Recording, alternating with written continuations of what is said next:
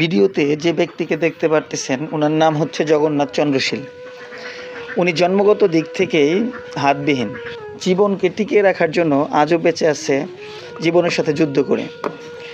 দর্শক, আপনারা হয়তোবা জানেন না যে ওনার জীবনে অনেক দুঃখ, অনেক কষ্ট আছে। ওনার সংসারে রয়েছে দুটি ছেলে, একটি মেয়ে। অনেক কষ্ট করে একটি ছেলেকে বিয়ে করাইছে, মেয়েটাকে বিয়ে দিয়েছে। আরেকটি ছেলে এখনও পড়াশোনা করতেছে। তবে উনি এই ছেলে সন্তানগুলোকে মানুষ করতে অনেক ত্যাগ, অনেক শ্রম, অনেক কষ্ট করেছে সে সারাটা জীবন। এখন অবধিও সে কষ্ট করে যাচ্ছে। দর্শক, হয়তোবা আপনারা জানেন না যে উনি কিন্তু মোটামুটি একটু শিক্ষিত। তো উনি কিন্তু সারাটা জীবন টিউশনি করিয়ে কিন্তু তার সংসার পরিচালনা করছে। দর্শক, তার কিন্তু আর একটা প্রতিভা আছে।